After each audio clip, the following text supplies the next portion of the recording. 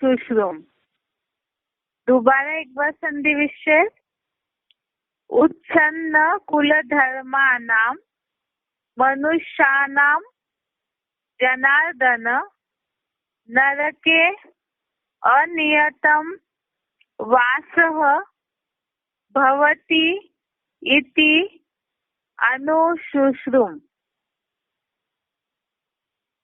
अभी अर्थ देखते हैं इसका। जनार्दन अर्थात हे जनार्दन, उत्सन्न कुलधर्माणां अर्थात नष्ट हुए कुलधर्मी। उत्सन्न कुलधर्माणां अर्थात नष्ट हुए कुलधर्मी। मनुष्याणाम अर्थात मनुष्यों का। अनियतम अर्थात अनिश्चित काल तक। अनियतम अर्थात अनिश्चित काल तक।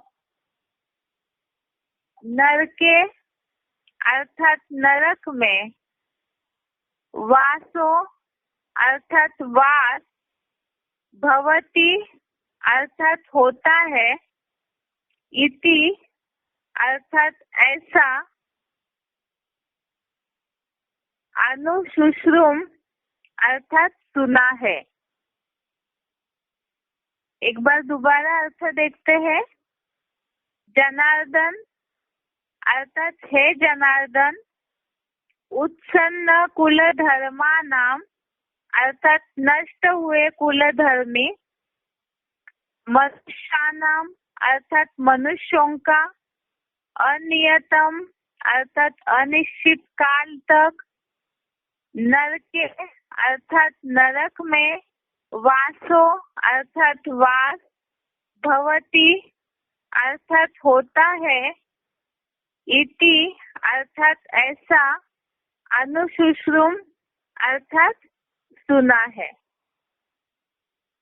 अब इसका अर्थ है, हे जनार्दन, नष्ट हुए कुलधर्मी मनुष्यों का अनिश्चित काल तक नरक में वास होता है, ऐसा सुना है। इसका क्लैरिफिकेशन थोड़ा सा ही लिखा है। हे जनार्दन, नष्ट हुए कुलधर्मी मनुष्यों का संगम की भी चतुर्युगी शूटिंग में अनिश्चित काल तक राक्षसी नरक में वास होता है, ऐसा हमने सुना है। अब यहाँ इस हफ्ते जो भी हमने श्लोक पढ़े हैं, वो सारे श्लोक में एक ही विषय पे बात चल रही थी कि जहाँ कुल धर्म नाश होते हैं, वर्ण संकरकारी प्रजा निर्माण होती है, जिससे स्त्रियां दूषित हो जाती है, जिससे वर्ण संकरकारी प्रजा जो निर्माण होगी, तो उनमें जो दोष आता है विधर्मी पने का, उससे कुल की धारणाएं नष्ट हो जाती है। तो इस तरह से कुल का नाश होना, वर्ण संकर प्रजा, इन्हीं विषयों पे सारे श्लोकों में बोला गया है। और इसी के लिए ही ये बताया कि अर्जुन ने ऐसे सुना है कि जो नष्ट हुए कुलधर्मी मनुष्य है, उनका अनिश्चित काल तक, अर्थात जिसका कोई समय फिक्स नहीं है, टाइम फिक्स नहीं है, ऐसे अनिश्चित काल तक, अनिश्चित समय तक राक्षसी नरक में वास होता है, ऐसा हमने सुना है। तो इसका मतलब यही है कि ऐसे जो कुल को नाश करने वाले लोग हैं, तो उनको नरक में, अर्थात यह नरक अर्थात नीची स्टेज, तामसी जो धर्म है या जो संस्कार है, ऐसे दुख दर्द वाली अवस्था में उनको रहना पड़ेगा, ऐसा जन्म मिलेगा, ऐसा जीवन मिलेगा, ऐसे अर्जुन ने सुना है। ये आज का श्लोक है, छोटा सा ही श्लोक है। एक बार इसका उच्चारण सुनते हैं, उसके बाद इस हफ्ते हमने जो पहले अध्याय के श्लोक पढ़े हैं उसका रिवीजन सुनेंगे।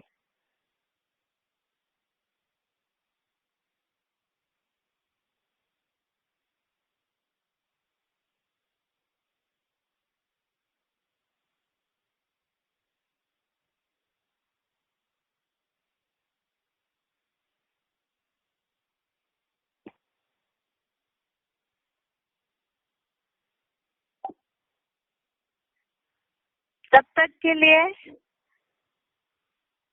इस हफ्ते के श्लोक का रिवीजन देखते हैं।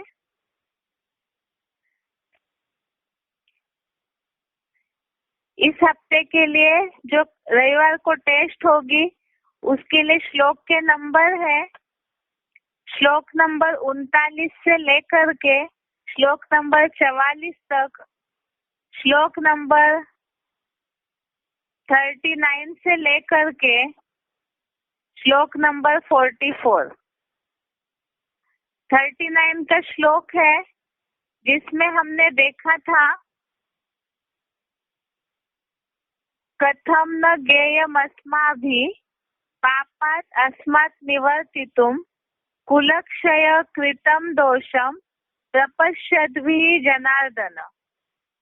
इसका अर्थ हमने देखा था कि अर्जुन के मन में जो बात आ रही थी, ऊपर जो पिछले हफ्ते का श्लोक था इसमें यही बात आई कि जो कौरव है और लोभ से नष्ट हुए भिखारी चित्त वाले हैं, तो ऐसे जो लोग हैं जो कुल का नाश करने में, मित्रों से दोह करने में पाप नहीं देखते हैं, लेकिन फिर भी अर्जुन की बुद्धि में ये बात आ रही है कि ये जो व्यर्थ का झगड़ा है जिससे कुल का नाश हो सकता है, ऐसा जो महाविनाश सामने खड़ा है, हम उससे अलग होने के लिए क्यों न विचार करें, अर्थात युद्ध से दूर जाने के लिए क्यों न विचार करें। तो इसके लिए हमने समझा था कि जो नंबरवार पुरुषार्थी अर्जुन है उनकी बुद्धि में ये बात रहती है, या तो जो अवस्था है पुरुषार्थी जीवन में ऊपर नीचे होती है, तो ये लगता है कि हम किसी को भी दुख न दे, लेकिन वास्तव में देहभान के आधार से जो दुख मिलता है वो अल्पकाल का दुख होता है।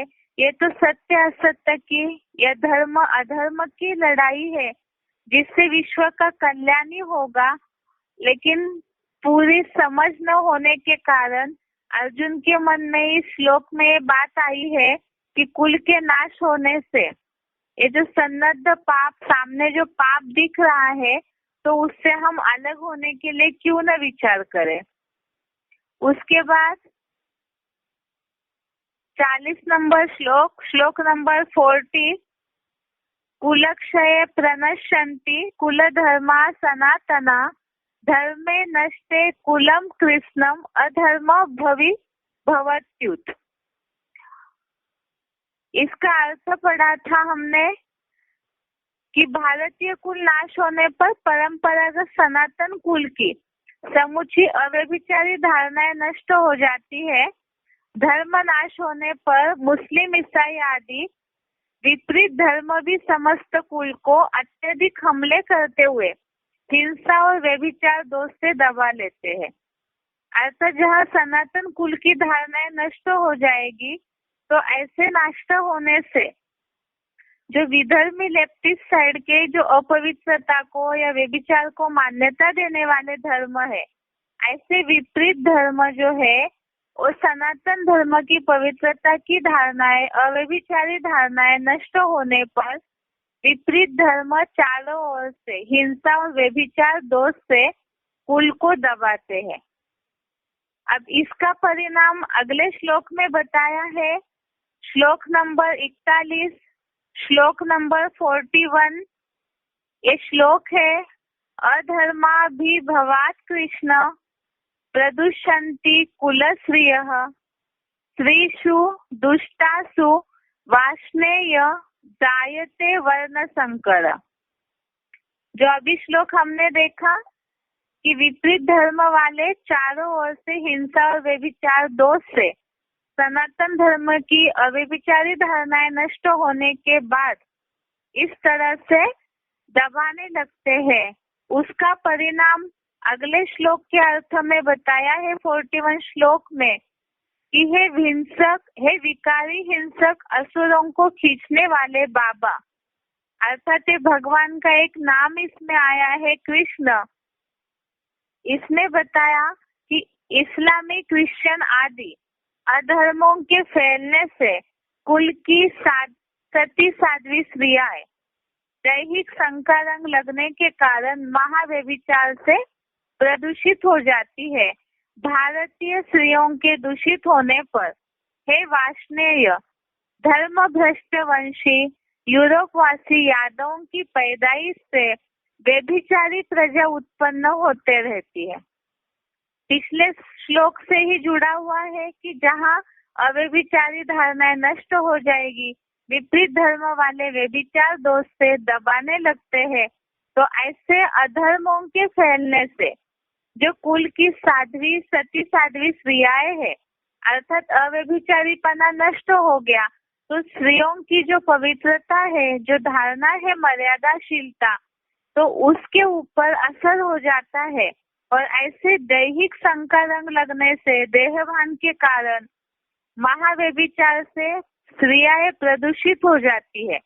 और अगर स्त्रियाएं प्रदूषित हो जाती है, दूषित हो जाती है, तो उसके कारण ये जो यूरोपवासी धर्म भ्रष्ट हुए यादव है, ऐसों की अर्थात व्यभिचारी प्रजा, जो पवित्रता को महत्व न देने वाली प्रजा है, वो उत्पन्न होती है।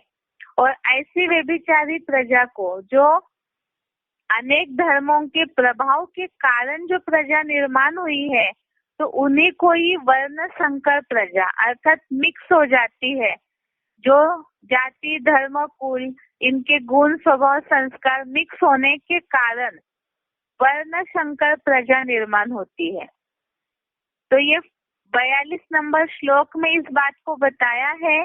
श्लोक नंबर 42 इसमें इस वर्ण संकर प्रजा के बारे में बताया है कि उससे क्या नुकसान होता है समाज का, जिसके लिए श्लोक है संकरो नरका एव कुलघ्नानाम कुलस्य च पतन्ति पितरो हेषाम लुप्त पिंडोदक क्रिया।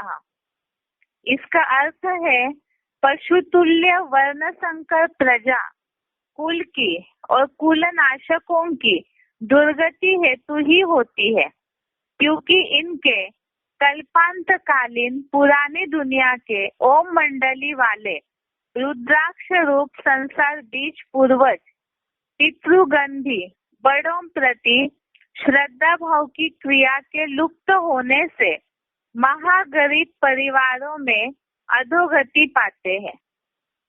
तो ऊपर के श्लोक से जुड़ा हुआ यह अर्थ है, जहाँ व्यभिचारी प्रजा उत्पन्न होती है।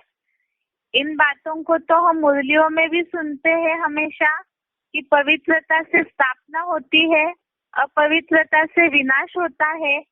और जहाँ पे यादवों की पैदाइश हुई, धर्म भ्रष्ट यादवों की, जहाँ पशु तुल्य वर्ण संकर प्रजा निर्माण हुई, तो ऐसी प्रजा कुल नाशकों की हेतु ही होती है, जिसके लिए बताया कि इनके कारण जो पितृगण है, जो बताया कि कल्पांतकालीन पुरानी दुनिया के ओम मंडली वाले रुद्राक्ष रूप संसार बीज पूर्वज पितृगण भी बड़ों प्रति श्रद्धा भाव की क्रिया के लुप्त होने से महागरीब परिवारों में अधोगति पाते हैं। अब ये वर्ण संकर प्रजा के कारण एक तो बताया कि कुल नाशकों की दुर्गति हेतु ही होती है, अर्थात विनाश हेतु ही होती है। उसके साथ साथ आगे के श्लोक में बताया है, श्लोक नंबर है 43, श्लोक नंबर है 43, दोषे एते कुलघ्नानां वर्ण संकर कारके उच्छादन्ते जाति धर्मा कुल धर्माश्च शाश्वतः। इसका अर्थ बताया है कि आर्य समाजियों जैसे धर्म परिवर्तन के स्वभावी कुल नाशकों के इन वर्ण संकरकारी महाविनाशकारी दोषों से जाति धर्म जैसी चातुर्य वर्ण मया सिस्टम वाली श्रेष्ठ परंपराएं और स्थायी कुल की धारणाएं नष्ट हो जाती है। इसी से आज समूची संगठित पारिवारिक व्यवस्था प्रायः लोप है।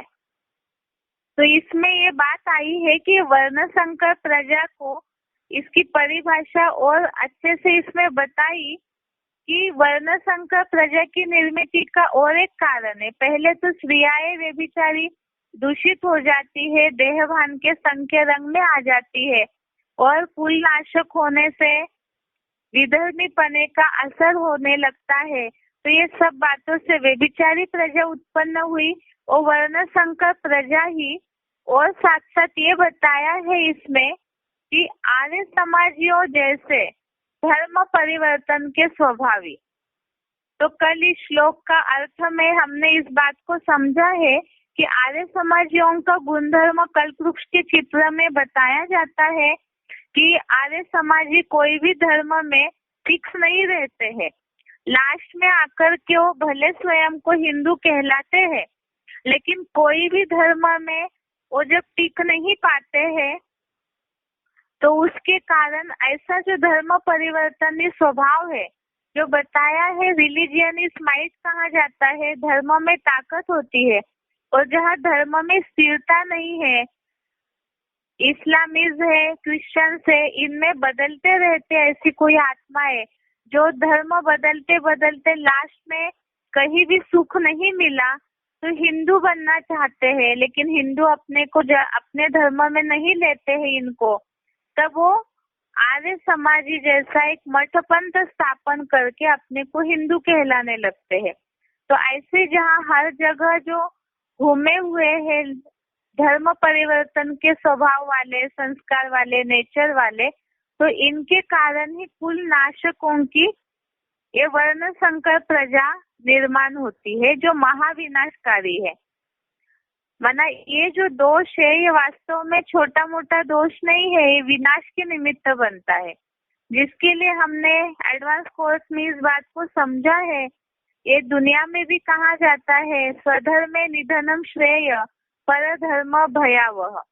अब ये जो दोष है इसके कारण ही बताया कि वास्तव में संगम युगी शूटिंग में और द्वापर युग में भी गुण, कर्म, वर्ण के आधार से 4 वर्णों की रचना होती है, जिसमें सब अलग अलग प्रकार से बटे हुए हैं, लेकिन वर्ण संकरकारी दोष में यहाँ सब कुछ मिक्स हो जाता है।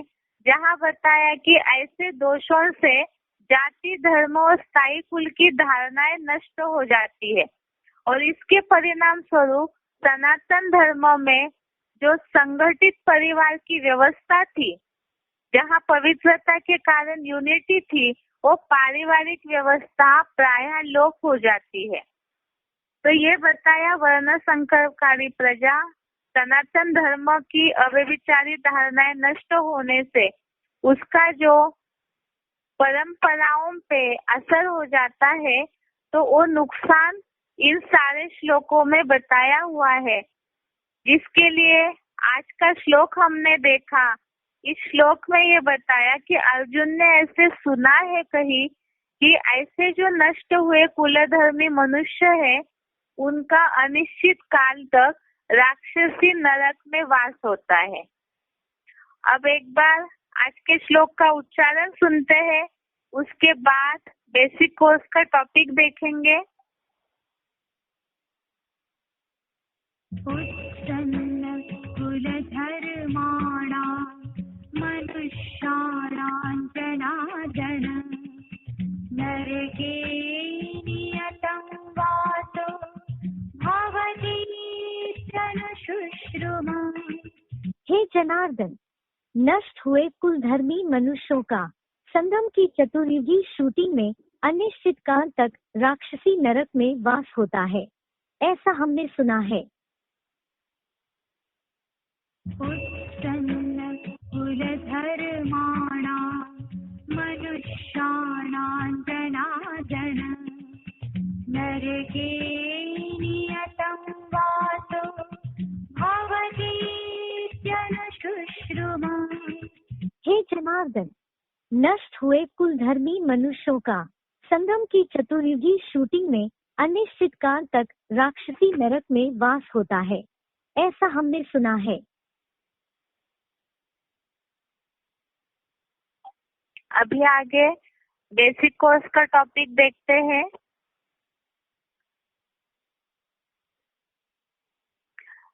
बेसिक कोर्स के टॉपिक में कल बात चल रही थी कि हमने अभी तक ज्ञानदाता जो बुद्धिदाता है उनका परिचय देखा कि उनमें और मनुष्य गुरुओं में क्या अंतर है, जो कि मनुष्य पूरा संपूर्ण ज्ञान नहीं दे सकते जिससे मनुष्य आत्माओं की बुद्धि सात्विक हो जाए। और वो ज्ञान देने का ईश्वर का तरीका है श्रीमद्, जिसे भगवत गीता में भी बोला है श्रीमद् भगवत गीता। अर्थात भगवत गीता में भी मनुष्य जीवन के परिवर्तन के लिए ही रास्ता बताया हुआ है। और यहाँ हमें शिव बाबा ने मुरलियों के द्वारा भी जो ज्ञान मार्ग की गीता है उसमें भी हमें श्रीमत रूपी रास्ता बताया है। तो श्रीमत पर चलने से क्या फायदे होते हैं वो भी हमने देखे, और क्या नुकसान होता है वो भी हमने देखा है। तो इसी के लिए बताया कि चुनाव क्या करना है क्या नहीं करना है ये मनुष्यों के अपने हाथ में है कि हमें कौन सा रास्ता चुनना है। क्योंकि इस बात को तो हमने पहले भी देखा है, आत्मा अपना मित्र स्वयं है और आत्मा अपना शत्रु भी स्वयं है। वो तो अपने हाथ में है कि हम अपने लिए सुखमय सृष्टि का निर्माण करें या दुखमय सृष्टि का निर्माण करें, जिसके लिए ही हमने कल मुट्ठी में है तकदीर तुम्हारी, जिसके लिए भगवान ने भी अर्जुन को जो बात बताई है उसे हम अभी देखेंगे। कल श्लोक पढ़ा था, उसका अर्थ समझा नहीं था। श्लोक है 18वें अध्याय का 63वां श्लोक, अध्याय 18 श्लोक नंबर 63। ये श्लोक है इति ते ज्ञानम आख्यातम, इति ते ज्ञानम आख्यातम गुह्यात् गुह्यतरम मया विमृश्य एतत् अशेषेण यथा इच्छसि तथा कुरु। श्लोक दोबारा देखिए, 18वें अध्याय का 63वां श्लोक। इति ते ज्ञानम आख्यातम गुह्यात् गुह्यतरम मया विमृश्य एतत् अशेषेण यथा इच्छसि तथा कुरु। अर्थात ऐसे गुप्त से भी गुप्ततर गीता ज्ञान मैंने तुझे कहा है, इस पर पूरी तरह विचार कर, जैसा चाहे वैसा कर। अर्थात इसमें बताया है कि भगवान ने तो अर्जुन को पूरे, ये 18वें अध्याय अर्थात लास्ट अध्याय है गीता का, तो इसमें ये बात बताई कि पूरे 18 अध्याय में आत्मा क्या है, परमात्मा क्या है, क्यों मनुष्य दुश्मन होता है खुद का ही, सारी बातें ही भगवत गीता में मनुष्य जीवन के सुधार के लिए बताई है। और अंत में आकर के फिर अर्जुन नष्टमोह होने में ऊपर नीचे हो रहा है, तो उसके लिए ये बात बताई है कि ऐसे गुप्त से भी गुप्ततर गीता ज्ञान मैंने तुझे कहा है, इस पर पूरी तरह विचार कर, जैसा चाहे वैसा कर। अर्थात बाबा ने तो श्रीमत रूपी रास्ता बता दिया हमें। अब ये नंबरवार पुरुषार्थी अर्जुनों के ऊपर है कि उन्हें अपना क्या नंबर बनाना है, किस तरह स्वर्ग में अपना पद प्राप्त करना है। इसका क्लैरिफिकेशन सही देखते हैं। ऐसे ब्रह्मा के गुप्त बेसिक ज्ञान से भी गुप्ततर परम ब्रह्मा का एडवांस गीता ज्ञान मैंने तुझे कहा है, इस पर पूरी तरह गीता का चौथे अध्याय का 34वां श्लोक, अध्याय 4 श्लोक नंबर 34 में एक उल्लेख आया है परिप्रश्नेन सेवया। अर्थात प्रश्न उत्तर करके सारा समाधान देना है। तो इसके लिए अर्जुन को ये बात बताई भगवान ने कि प्रश्न पूछ करके अपनी सारी बातों का समाधान लेना है।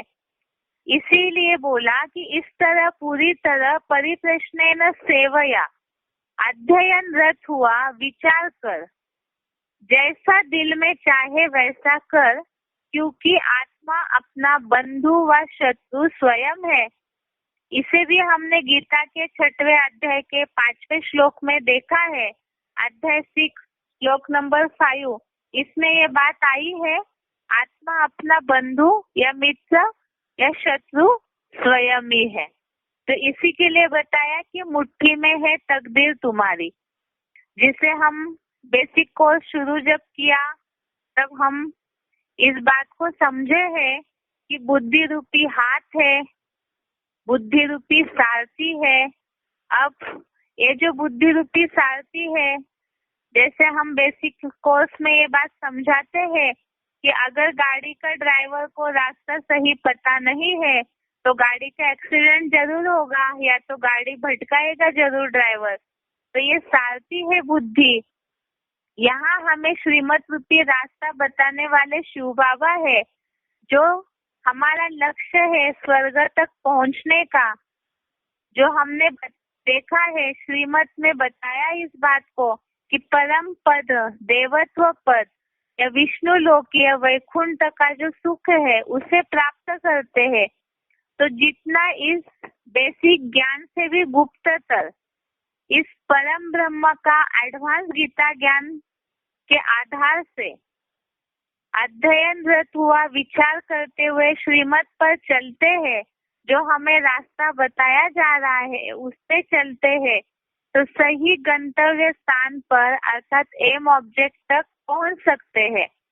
नहीं तो बताया कि अगर ड्राइवर को रास्ता बताने पर भी वो इधर उधर चलता रहे तो रास्ता भटकेगा, जिसके लिए हमने देखा है श्रीमत से नुकसान में सर्वतः नष्ट हो जाएगा।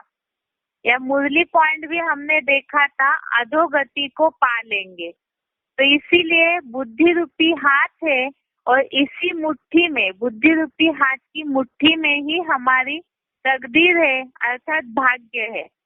जिसे हमने गीता में 18वें अध्याय में ही एक बात देखी थी, दैवम अर्थात जो दैव अर्थात अदृश्य भाग्य। तो ये अदृश्य भाग्य भी हमारा तभी सही रहेगा जब हम बुद्धि से, सात्विक जो बुद्धि हमारी बनाई जा रही है उस आधार से जीवन में सही निर्णय ले लेंगे। तो इसी के लिए बोला हुआ है, दुनिया में भी ऐसे कहा जाता है कि जब ब्रह्मा जी भाग्य बांट रहे थे तो सोए हुए थे क्या। ये बात मुरली में भी आई हुई है। तो यहाँ यही बात है, जहाँ इस संगम जी शूटिंग में शिव बाबा तो भाग्य बांट रहे हैं, तो हमें अपनी तकदीर को खोलने का वो अच्छा समय है। और ऐसे ही दुनिया भी अगर शिव बाबा की इस बात को समझती है तो सही मायने में भाग्य बना सकते हैं। अब इसी के लिए सिलेक्टेड पॉइंट सुनते हैं। सिलेक्टेड पॉइंट का नंबर है 249, सिलेक्टेड पॉइंट का नंबर है 249।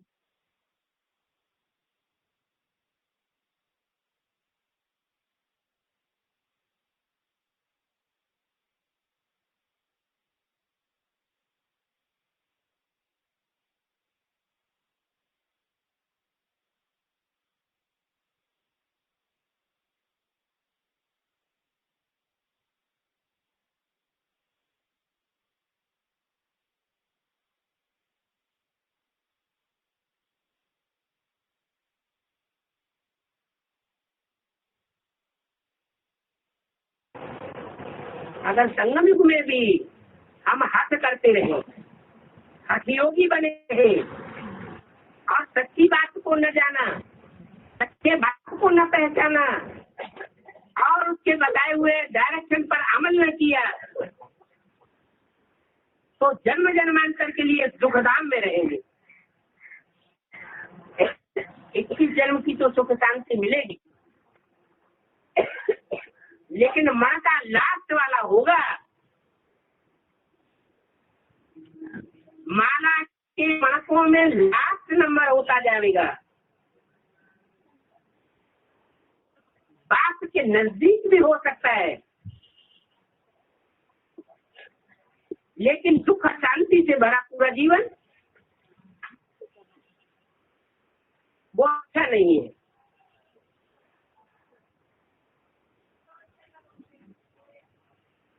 बाप की नजर हर बच्चे पर रहती, लेकिन बाप कोई के भाग्य को बदल नहीं सकता। अपना भाग्य बदलना और श्रेष्ठ बनाना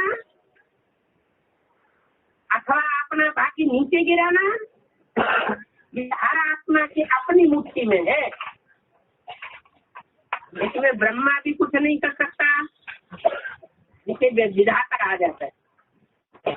प्रजापिता भी कुछ नहीं कर सकता और सुप्रीम सोल बाप भी कुछ नहीं कर सकता। इसलिए बोला है कि एक हिम्मत का कदम आत्मा को उठाना है। आत्मा परमात्मा बाप का बच्चा है। बाप तो बांधा हुआ है सहयोग देने के लिए, लेकिन बच्चा हिम्मत ही न करे तो बाप मददगार कैसे बनेगा? नहीं बन सकता।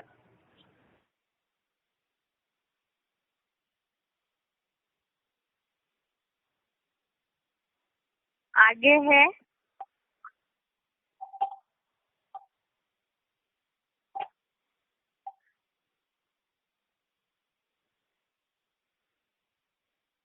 श्रीमत से रिलेटेड ही त्रिमूर्ति की किताब में एक पॉइंट आया हुआ है। इसी के साथ साथ इससे ही जुड़ा हुआ एक श्लोक है। पहले तो ये पॉइंट पढ़ते हैं। ईश्वरीय जो मत है वो लीगल मत है, ऐसे मुरली में बात आई है। मुरली की तारीख है 8/10/99। मुरली डेट है 8 अक्टूबर 99। पॉइंट है एक ईश्वर की मत को ही लीगल मत कहा जाता है। एक ईश्वर की मत को ही लीगल मत कहा जाता है। मनुष्य मत को इलीगल मत कहा जाता है। लीगल मत से तुम ऊंच बनते हो। एक ईश्वर की मत को ही लीगल मत कहा जाता है। मनुष्य मत को इलीगल मत कहा जाता है। लीगल मत से तुम ऊंच बनते हो। इसी से रिलेटेड श्लोक है 9वें अध्याय का दूसरा श्लोक, अध्याय 9, श्लोक नंबर 2। श्लोक है राज विद्या राजगुह्यम पवित्रम इदम उत्तमम प्रत्यक्षावगमम धर्म्यम सुसुखम कर्तुम अव्ययम। राज विद्या राजगुह्यम पवित्रम इदम उत्तमम प्रत्यक्षावगमम धर्म्यम सुसुखम कर्तुम अव्ययम। अर्थात यह राजाओं की राज विद्या है, उत्तम राजाई का रहस्य है, पवित्र है, सर्वोत्तम है, प्रत्यक्ष जाना जाता है, करने के लिए अत्यंत सुखदायी है, अविनाशी है, धर्मानुकूल है। अर्थात यहाँ धर्मानुकूल जो बोला हुआ है तो यही धर्म के अनुकूल है। अर्थात जो धारणाएं है मनुष्य जीवन में धारण करने वाली तो उसके अनुकूल है। और यहाँ मुरली में बात आई है ईश्वरीय मत को ही लीगल मत कहा जाता है। एक बार इसे क्लैरिफिकेशन सहित देखते हैं।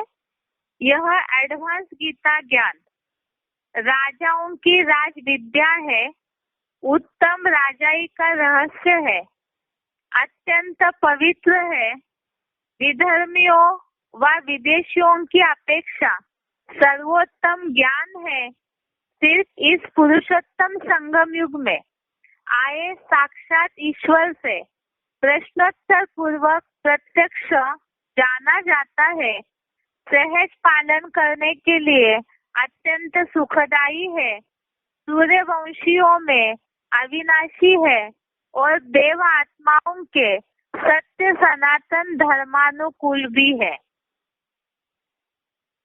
इसमें बताया है कि यह एडवांस गीता ज्ञान राजाओं की राज विद्या है। तो ये तो मनुष्य जीवन का लक्ष्य है कि हम जो पढ़ाई पढ़ रहे हैं तो वो राजाई प्राप्त करने का ज्ञान है। इसीलिए बताया कि एडवांस गीता ज्ञान राजाओं की राज विद्या है, उत्तम राजाई का रहस्य है, अत्यंत पवित्र है, विधर्मियों व विदेशियों की अपेक्षा सर्वोत्तम ज्ञान है।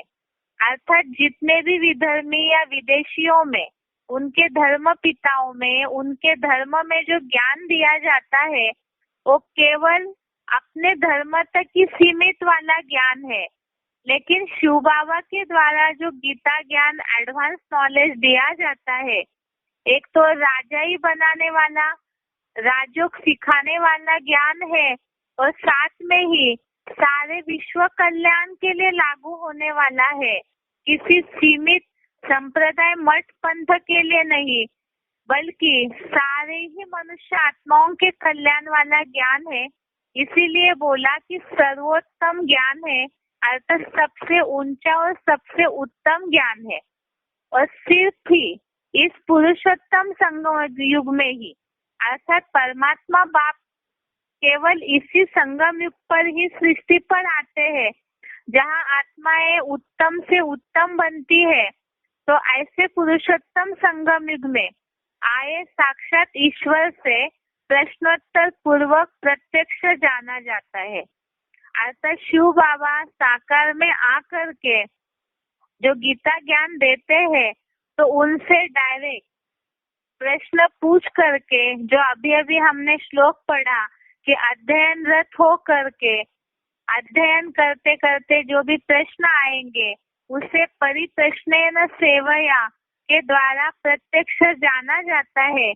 सहज पालन करने के लिए अत्यंत सुखदायी है, सूर्यवंशियों में अविनाशी है। अर्थात इस ज्ञान का विनाश नहीं होता, क्योंकि वो आत्माओं में उसके संस्कार जितना नंबरवार संगम युग में धारण करेंगे तो उतना वो अविनाशी बनता जाता है और देवात्माओं के सत्य सनातन धर्मानुकूल भी है। अर्थात धर्म के अनुकूल भी है, जिससे पवित्र सत्य सनातन धर्म की स्थापना होती है। तो ये केवल एक्स्ट्रा जानकारी है कि दुनिया में जैसे मनुष्यों को सही करने के लिए न्याय बनाया जाता है, अर्थात लीगली कानून बनाए जाते हैं, तो इसी तरह से ये भी धर्म का संविधान है। ये श्रीमती हमारे लिए, ब्राह्मण बच्चों के लिए एक संविधान हुआ, इसे बोला हुआ है कि धर्मानुकूल भी है। ये श्रीमत के लिए आया हुआ पॉइंट और उससे टैली होने वाला श्लोक एक्स्ट्रा जानकारी के हिसाब से बताया हुआ है। अभी रविवार को जो टेस्ट हो रही है उसी के लिए ही एक बार रिवीजन करते हैं, लेकिन रिवीजन के पहले केवल श्लोक नंबर नोट कर लीजिए, ताकि वैसे ये बताया है कि बेसिक कोर्स में जो भी श्लोक पढ़ाए जा रहे हैं या जिससे हम समझ रहे हैं, तो उन श्लोकों को उतना गहराई से टेस्ट में प्रश्न नहीं पूछे जाएंगे, क्योंकि श्लोक ज्यादा हो जाते हैं। हो सकता है कई भोली माताएं ऐसी हो इतने सारे श्लोक याद न रख पाए, तो इसीलिए ही केवल श्लोक का भावार्थ जरूर ध्यान में रखें और उसके साथ साथ जो बातें बेसिक कोर्स से टैली होने वाली है उसे याद रखें, ताकि उसी आधार से जवाब दे सके और बेसिक कोर्स भी समझा सके। श्लोक नंबर बताया जा रहा है। पहले है दूसरे अध्याय का 41 श्लोक, दूसरे अध्याय का 41वां श्लोक। उसके बाद 10वें अध्याय का 11वां श्लोक, अध्याय 10 श्लोक नंबर 11, 7वें अध्याय का दूसरा श्लोक, अध्याय 7 श्लोक नंबर 2। उसके बाद चौथे अध्याय का 5वां श्लोक, अध्याय 4 श्लोक नंबर 5। उसके बाद 7वें अध्याय का 26वां श्लोक, अध्याय 7 श्लोक नंबर 26। उसके बाद तीसरे अध्याय का 42वां श्लोक, अध्याय 3 श्लोक नंबर 42।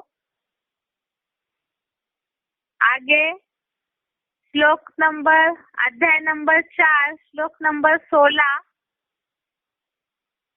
अध्याय 4 श्लोक नंबर 16।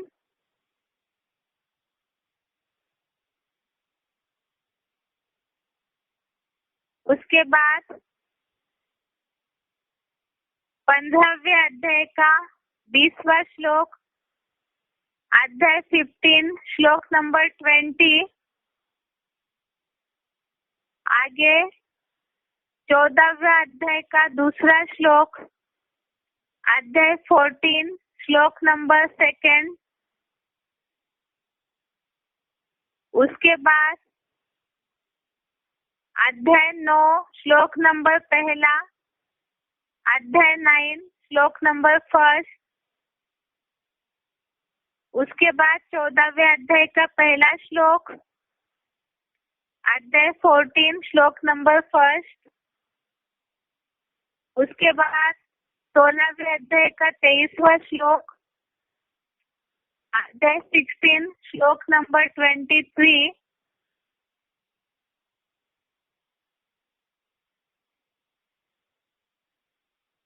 उसके बाद 18वें अध्याय का 58वां श्लोक, अध्याय 18 श्लोक नंबर 58। उसके बाद चौथे अध्याय का 17वां श्लोक, अध्याय 4 श्लोक नंबर 17।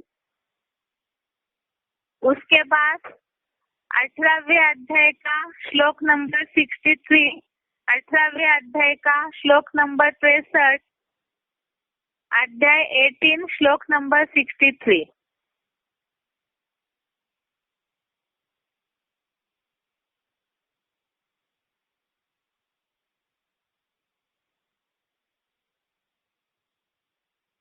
अभी हम एक बार रिवीजन देखते हैं जो बेसिक कोर्स में हमने देखा है। इस हफ्ते बेसिक कोर्स का टॉपिक इस बात से शुरू हुआ था कि सात्विक बुद्धि बनाए कैसे, जिसके लिए बताया कि बुद्धि का दाता जो है उन्हें हमें पहचानना है, क्योंकि बोला जाता है रीते ज्ञानान्न मुक्ति, अर्थात ज्ञान के सिवाय दुख दर्दों से मुक्ति नहीं हो सकती। ज्ञान की ऐसी पराकाष्ठा हो जीवन में कि हम दुख में भी सुख का अनुभव करें, जिसके लिए हम मुरलियों में सुनते हैं कि शिव बाबा नर्क की दुनिया के बीच में भी स्वर्ग का वर्षा देते हैं। तो यहाँ बात है कि वो ऐसी ज्ञान की पराकाष्ठा हमें रखनी है, लेकिन वो रखेंगे कैसे? जो मनुष्य भी है वो भी आज दुनिया में बहुत सारा ज्ञान दे रहे, लेकिन जितने भी मनुष्य गुरु है, धर्म पिताएं आए, आज भी जो साधु संत सन्यासी है, सारे ही मनुष्यों को सुखी बनाने के लिए ही ज्ञान दे रहे, लेकिन फिर भी दुनिया में दुख दर्द बढ़ता ही जा रहा है। जो अंदरूनी सुख शांति मनुष्यों को महसूस होनी चाहिए वो महसूस नहीं हो रही है। क्यों नहीं हो रही है?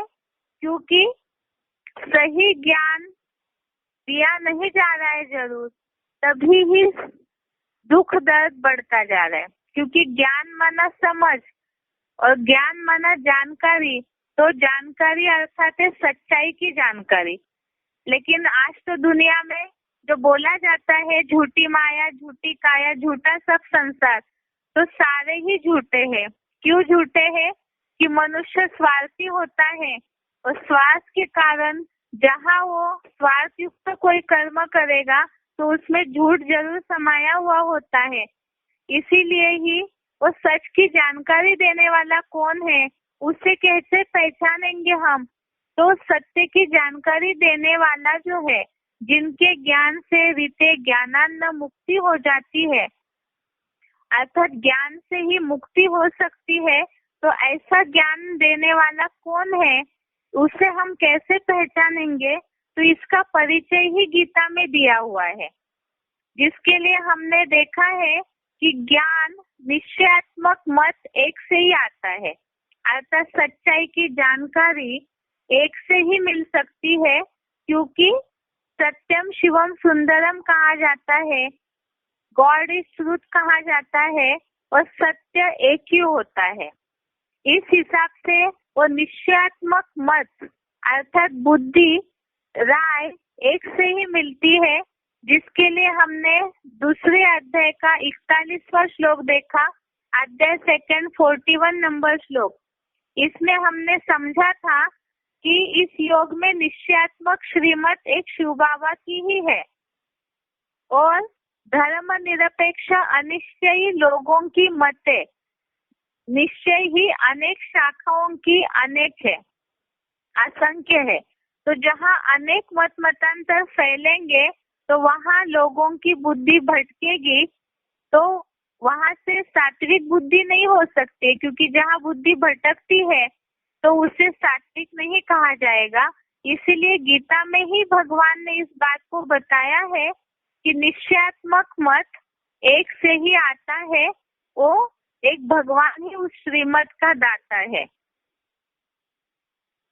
जिसके लिए हमने सिलेक्टेड पॉइंट समझा था। अध्याय 2 का श्लोक नंबर 41 का VCD 2474 में आया हुआ सिलेक्टेड पॉइंट, अध्याय सेकंड श्लोक नंबर 41 का VCD 2474 में आया हुआ सिलेक्टेड पॉइंट हमने समझा था कि निश्चयात्मक मत एक से ही आता है, जिसके लिए हमने कुछ मुरली पॉइंट समझे थे। पॉइंट पूरे नहीं पढ़ेंगे और श्रीमत के टॉपिक में सच्ची गीता खंड में दिए हुए हैं, जिसमें ये बातें आई है। जैसे श्लोक में आया असंख्य शाखाओं की अनेक मतें हैं, कल्प वृक्ष के चित्र में जो अनेक धर्मों की अनेक टालियां है, तो धर्म पिताए, धर्म गुरु, मनुष्य गुरु अनेक मत देते हैं। और ऐसे जो अनेक मत है देने वाले, जिसके लिए ही मुरली में ये बात आई है कि आसुरी मत पर चलने से नीचे ही गिरते हैं। और साथ में ये भी बात हमने पढ़ी मुरली पॉइंट में, मनुष्य को दुर्गति में ही ले जाते हैं, एक ईश्वर ही सभी मनुष्यों को सदगति देते हैं। तो इसी से ही बात हमारी श्लोक से टाली होती है कि निश्चयात्मक मत एक से आता है, लेकिन वो एक से आता है जिस भगवान के लिए हमने देखा कि सत्यम शिवम सुंदरम कहा जाता है। तो एक सच्चा कौन है जिससे हमें सुनना है, जिनके ज्ञान से ही दुख दर्दों से मुक्ति होती है, जिसके लिए दुनिया में भी कहा है, शिव बाबा भी मुरलियों में बोलते हैं, ज्ञान अंजन सदगुरु दिया अज्ञान अंधेरे विनाश। अर्थात तो ऐसे कौन है जिनके ज्ञान अंजन से अज्ञान अंधेरे का विनाश होता है, जिसके लिए श्रीमद् भगवत गीता में भी भगवान ने ये बात बोली है कि वो ऐसा अंजन देते हैं जो मनुष्य मात्र का, मनुष्य आत्माओं के अज्ञान अंधकार का नाश होता है, जिसके लिए बताया कि भगवान ज्ञान दीपक देते हैं। भगवान ऐसा ज्ञान दीपक देते हैं जिसके द्वारा अज्ञान अंधकार नष्ट हो जाता है, जिसके लिए हमने श्लोक देखा था 10वें अध्याय का 11वां श्लोक, अध्याय 10 श्लोक नंबर 11। इसमें हमने देखा कि उन पर अर्थात जो योगी है और वे बेचारे याद करते हैं, इससे पहले श्लोक में ये भाव बताया हुआ है कि उन पर दया करने के लिए मैं अर्थात शिव बाबा भगवान आत्मस्टार भाव से स्थित चमकते हुए ध्रुव तारा मानिंद त्रिनेत्री बने ज्ञान दीपक द्वारा, अर्थात जो साकार आदम का तन है, ध्रुव तारा है, शंकर है, तो उनके माध्यम से, उनके थ्रू, उस ज्ञान दीपक के द्वारा मैं शिव ही माया रावण की अज्ञानता से उत्पन्न द्वापर कलयुग से असंख्य शाखाओं से जो अज्ञान अंधकार उत्पन्न हुआ है, उस अज्ञान अंधकार को नष्ट कर देता हूँ। इसके लिए ही हमने श्लोक सिलेक्टेड पॉइंट देखे थे, सिलेक्टेड पॉइंट 20 और सिलेक्टेड पॉइंट 55, सिलेक्टेड पॉइंट का नंबर 20 और 55, जिसके लिए हमने देखा कि जैसे भगवान ज्ञान दीपक के द्वारा देख करके अज्ञान अंधकार नष्ट करते हैं, इसी तरह से वो सागर है ज्ञान का, वो ऐसा सागर है।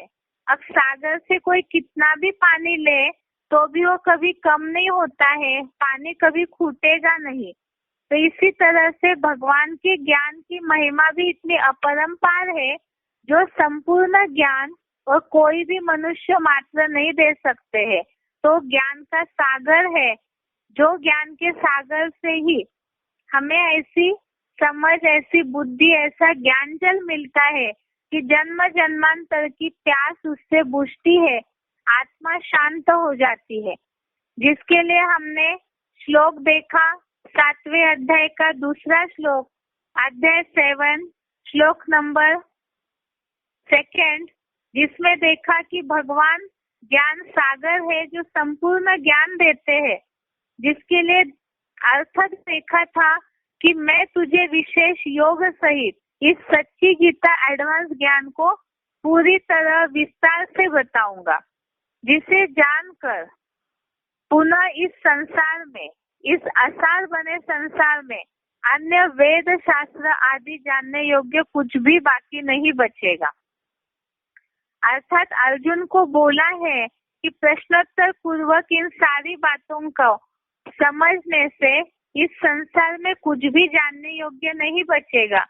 इसके रेफरेंस में ही हमने 2 श्लोक और देखे, 2nd अध्याय का 46 नंबर, दूसरे अध्याय का 46वां श्लोक, जिसमें ये बात आई है यावान अर्थ उदपाने, अर्थात एक शिव बाबा से जो ज्ञान सागर है, उनका ज्ञान मिलने के बाद और कोई भी वेद शास्त्र आदि का, अर्थात कोई भी छोटे मोटे जो जलाशय है उनका पानी लेने का कोई प्रयोजन नहीं रहता है। इसी तरह से दूसरे अध्याय का 70वां श्लोक, अध्याय 2 का 70 नंबर श्लोक में भी ये बात आई है कि एक बार सागर में जब मिल जाता है नदी नालियों का जल, तो उससे पूरा शांति को पाता है मनुष्य और कुछ भी उसे बाकी नहीं रहेगा। तो बाकी क्या मनुष्य मात्र ऐसे है जिनके ज्ञान को लेने से और कुछ भी शेष नहीं रहता? ऐसे कोई मनुष्य गुरु है जिन्होंने अपने सारे ही शिष्यों के प्रश्नों का समाधान दिया हो? क्योंकि शांति तो वही दे सकते हैं जो खुद शांत हो, जिनकी अपनी सारी बातों का समाधान मिला हो। तो सागर के अलावा इतना जल और किसी में भी नहीं रहता है। तो इसी तरह से कोई भी मनुष्य मात्र ऐसे नहीं है जिनमें संपूर्ण ज्ञान हो, जैसा ज्ञान बुद्धिमानों की बुद्धि जो भगवान है उनमें है। वो क्यों नहीं है ऐसा ज्ञान उनमें? इसके लिए भी हमने ज्ञान सागर से रिलेटेड एक सिलेक्टेड पॉइंट देखा है। सिलेक्टेड पॉइंट का नंबर है 50, सिलेक्टेड पॉइंट नंबर है 50। बात चल रही थी कि और मनुष्य मात्र इस तरह का संपूर्ण ज्ञान क्यों नहीं दे सकते, उनमें सागर इतना, उनमें ज्ञान जल क्यों नहीं रहता है? इसलिए क्योंकि मनुष्य मात्र जन्म मरण के चक्र में आते हैं तो अपने जन्मों को नहीं जानते हैं, तो संपूर्ण ज्ञान कैसे दे सकते हैं? क्योंकि संपूर्ण ज्ञान वही दे सकता है। ये जन्म मरण के चक्र में आने के कारण जो बताया है कि मृत्यु ऐसा एक्सीडेंट है जिसमें मनुष्य आत्मा सारी बातों को भूल जाती है। तो जो खुद भूल रहे हैं वो पूरा ज्ञान अन्य शिष्यों को कैसे दे सकते हैं? जो अभी के श्लोक में अभी हमने एक बात देखी कि प्रश्नोत्तर करके भगवान से सारी बातों का समाधान दिया जा सकता है, क्योंकि वो ज्ञान सागर है। उनमें से कितना भी जल उठाते जाए वो खत्म नहीं होगा। लेकिन और कोई मनुष्य गुरु, मनुष्य मात्र इस बात की गारंटी नहीं दे सकते हैं कि उनके प्रश्नों से या उनको प्रश्न पूछने से सारी बातों का समाधान हो जाएगा। तो इसीलिए मनुष्य और भगवान के ज्ञान में यही अंतर है, जिसके लिए हमने देखा कि मनुष्य मात्र अपने जन्मों को नहीं जानते। इसके लिए श्लोक देखा था हमने, चौथे अध्याय का 5वां श्लोक, अध्याय 4 श्लोक नंबर 5।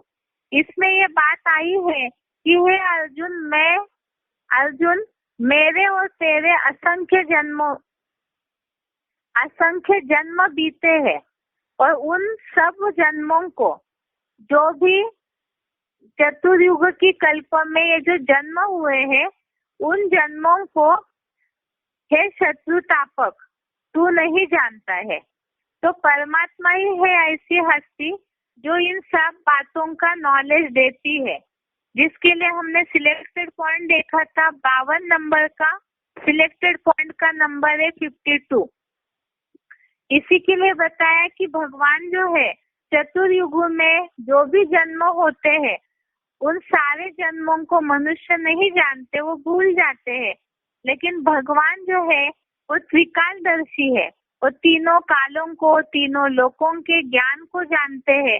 साथ साथ ज्ञान सागर की महिमा बताई कि इस दुनिया में जितने मनुष्यों का सागर है, असंख्य मनुष्य है, 500-700 करोड़, उन सारी आत्माओं का ज्ञान भगवान के पास है। इसी के लिए ही वो त्रिकालदर्शी भी है। लेकिन ऐसा ज्ञान कोई भी मनुष्य मात्र के पास नहीं है। तो ये त्रिकालदर्शी है। इसी के लिए ही गीता में ये बात आई है, 7वें अध्याय का 26वां श्लोक, अध्याय 7 श्लोक नंबर 26। इसमें ये बात आई है कि मैं अजन्मा होने से अखूट ज्ञान भंडार सदाशिव संपूर्ण भूतकालीन और वर्तमान व भविष्यगत प्राणियों को जानता हूँ, किंतु मुझ निराकारी साकारी अव्यक्त मूर्ति हीरो शंकर महादेव को कोई नहीं जानता है। तो इसी के लिए बताया कि भूत, वर्तमान और भविष्य तीनों बातों को वो जानते हैं। इसलिए जानते हैं क्योंकि वो बुद्धिमानों की बुद्धि है, जिसके लिए हमने 3रे अध्याय का 42वां श्लोक इसके पहले भी देखा है। और ऐसी बुद्धिमानों की बुद्धि ये कोई मनुष्य नहीं कह सकते हैं कि वो इतने बुद्धिशाली है। जिसके लिए हमने सिलेक्टेड पॉइंट देखा है, अध्याय 3 का 42 नंबर, अध्याय 3 का श्लोक नंबर 42 का सिलेक्टेड पॉइंट, जिसका VCD नंबर है 2189। अब भगवान ज्ञान सागर है, त्रिकालदर्शी है, ज्ञान का दीपक देकर अज्ञान अंधकार नष्ट करते हैं। तो ये सारा ज्ञान दे करके, इतना अथाह ज्ञान उनके पास है, उससे मनुष्यों को क्या फायदा होता है? तो इसके लिए हमने समझा है कि सात्विक बुद्धि अभी तामसी हो चुकी है। और तामसी क्यों हुई है? कर्मों की गति को न समझने के कारण बुद्धि पर काम क्रोध के मैल का, गंदे कर्मों का जो मैल चढ़ा हुआ है, उसके कारण कोई भी मनुष्य कर्मों की गति को नहीं जानते हैं। और न जानने के कारण ये मनुष्य आज जीवन में उलझे हुए हैं, दुखी परेशान है। और इसके लिए ही बताया कि मनुष्य मात्र कोई भी खुद जन्म मरण के चक्र में आके मैले हुए पड़े हैं, तो कोई भी कर्मों की गति को नहीं जान पाते। और कर्म सही नहीं है तो बुद्धि सात्विक कैसे होगी? जिसके लिए बताया कि भगवान ही है जो कर्मों की गति के ज्ञाता है और वो ऐसा ज्ञान देते भी है, जिसके लिए हमने समझा है चौथे अध्याय का 16वां श्लोक, अध्याय 4 श्लोक नंबर 16। इसमें ये बात आई है कि कर्मों की गति की बात को इस थ्योरी को लेकर के न्यायाधीश, ऋषि मुनि, बड़े बड़े विद्वान, साधु सन्यासी भी चकरा जाते हैं। इसका दुनिया में क्या उदाहरण है? आज के न्यायाधीश न्याय के लिए सीट पे इसलिए बैठे हैं अपने स्थान पे, ताकि लोगों को जो गलत कर्म कर रहे हैं उन्हें न्याय दे करके सही न्याय की बात बता के सही कर्म बता सके। लेकिन वो खुद ही कर्मों की गति को नहीं जानते, इसीलिए लोग आज कोर्ट कचहरी के चक्कर काटते हैं, लेकिन उन्हें न न्याय मिलता है न सही कर्म की गति समझ पाते हैं। लेकिन भगवान जो है वो ऐसा अथाह ज्ञान है उनमें, बुद्धिमानों की बुद्धि है, जो कर्मों की गति को बताते हैं, जिसके लिए बताया है चौथे अध्याय के 16वें श्लोक के अर्थ में क्या कर्म है, क्या विकर्म है, क्या अकर्म है। ऐसे कर्म थ्योरी के बारे में 2500 वर्ष के इतिहास में यहाँ बड़े बड़े न्यायाधीश, ऋषि मुनि, विद्वान लोग भी चकरा गए हैं। ऐसे पत्थर बुद्धि बन पड़े तुझे वह कर्म अकर्म विकर्म का स्वरूप बताता हूँ, जिसे सच्ची गीता संविधान अनुसार जानकर 2500 वर्षीय सतयुग त्रेता के आधा कल्प के लिए अशुभ कर्मों से मुक्त हो जाएगा। तो इस तरह से वो कर्म की गति के ज्ञाता है, अर्थात ऐसी कर्मों की गति बताते हैं, जिसके लिए अभी अभी हमने और एक बात देखी थी आज के रिवीजन के पहले कि एक कर्मों की गति को हमें क्यों जानना चाहिए, कर्म क्या है, अकर्म क्या है, विकर्म क्या है, इसे क्यों जानना चाहिए हमें? इसलिए जानना चाहिए क्योंकि इसी के आधार से ही हमारा भाग्य नूंद हो जाता है, जिसके लिए हमने श्लोक देखा था चौथे अध्याय का 17वां श्लोक, अध्याय 4 श्लोक नंबर 17। इसमें ये बात आई है कर्मों को जानना चाहिए, विपरीत कर्म को अर्थात श्रीमत विरुद्ध कर्म विकर्म को भी जानना चाहिए, और आत्म बिंदु की स्मृति में रह अकर्म भी जानने योग्य है, क्योंकि कर्म की गति अति गहन है। और इसे क्यों जानना चाहिए? भगवान भी ये ज्ञान हमें क्यों देते हैं? इसलिए ताकि कर्मों का स्वरूप समझ करके जो मैल चढ़ा हुआ है कर्मों के कारण बुद्धि पर, उस मैल को हटा सके और बुद्धि सात्विक बने, उससे भी ऊपर, इन 3 गुणों से भी परे बिल्कुल स्थित होने का पुरुषार्थ करे। इसीलिए ये भी क्यों करना है? इसलिए क्योंकि वही दुखों का मूल है, कर्म ही दुखों के निमित्त बन जाता है, जिसके लिए हमने इस बात को समझा था। एक कहावत देखी थी कल, करता था सो क्यों किया, अब करी क्यों पछताए, बोया पेड़ बबूल का आम कहाँ से खाए। क्योंकि दुनिया में भी ये बोला जाता है कि अब पछताए होत क्या जब चिड़िया चुग गई खेत। तो इसीलिए कर्मों का सही नॉलेज होना चाहिए। अगर इस ज्ञान को हम नहीं समझ रहे तो जिसके लिए बताया कि अज्ञानता के कारण, ना समझी के कारण, पूरी जानकारी न होने के कारण भी अगर हम कर्म करते हैं तो भी उसका पाप जरूर बनेगा, उसकी सजा जरूर मिलेगी। क्योंकि कर्मों की गति को दुनिया के हिसाब से गीता में मनुष्य जीवन की कर्मों की गति को बताया है, और ज्ञान मार्ग के हिसाब से मुरलियों में वो बातें बताई है, जिसके लिए बताया कि बेसिक कोर्स के टॉपिक में हमने इस बात को अभी भी समझा, इसके पहले भी समझा है कि बुद्धि ड्राइवर है, सारथी है। अब इस सारथी के ऊपर है कि इस शरीर रूपी रथ को, इन इंद्रिय रूपी चंचल घोड़ों को किस तरह से इन इंद्रिय रूपी घोड़ों को ले जाए। तो इसीलिए ही बुद्धि सारथी है, उसे रास्ता बताया जा रहा है पंडा बाप के द्वारा। जो ज्ञान का सागर है, अज्ञान अंधकार नष्ट कर देते हैं। तो वही सच्चाई की जानकारी देते हैं श्रीमत दे करके। तो ये रास्ता है हमारा श्रीमत। अब सुनने वाले जिज्ञासुओं पे है, बच्चों के ऊपर डिपेंड है कि वो उस रास्ते को कहाँ तक चुनते हैं, कितनी दूर तक उस रास्ते पर चलते हैं। अब श्रीमत पर चलने से क्या फायदे हैं उसे समझना है, क्योंकि लोग आज की दुनिया में केवल अपना फायदा देखते हैं। कोई भी ये नहीं चाहेगा कि हम नुकसान में चले। इसी के लिए बताया कि श्रीमत की प्राप्तियां क्या है, उसे हमने श्लोक के आधार से समझा था, मुरली पॉइंट के आधार से समझा था। सबसे पहला फायदा है, सबसे पहली प्राप्ति है कि श्रीमत से सब मनोकामनाएं पूर्ण हो जाती है, जिसके लिए 15वें अध्याय का 20वां श्लोक देखा। अध्याय 15 श्लोक नंबर 20, इसमें यह बात आई है कि इस प्रकार यह गुह्यात गुह्यतरम एडवांस ज्ञान का सर्वमान्य गीता शास्त्र केवल तुम्हें बताया है।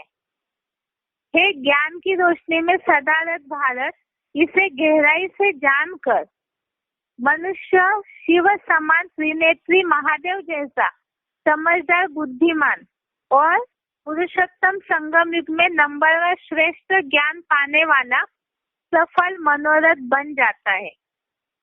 गीता शास्त्र के इस संविधान से मनुष्य सफल मनोरथ बन जाता है, जिसके लिए बात आई है सब मनोकामनाएं पूरी हो जाती है।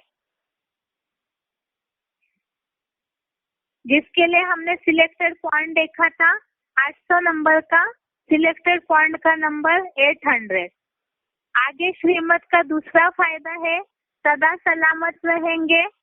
श्रीमत का दूसरा फायदा है, जिसके लिए श्लोक में बात आई है कि विनाश काल में कभी व्यथित नहीं होंगे। श्लोक नंबर 14वें अध्याय का दूसरा श्लोक, अध्याय 14 श्लोक नंबर 2। इसके बाद श्रीमत का दूसरा लाभ हमने देखा, दुख से मुक्त होंगे।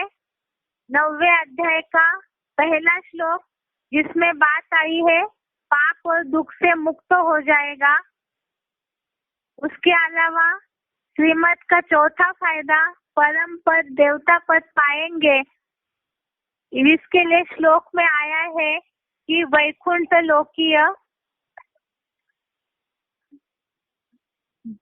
विष्णु लोकीय परम सिद्धि रूप वैकुंठ धाम गए थे। उसके बाद हमने देखा श्रीमत पर चलने से नुकसान या हानि।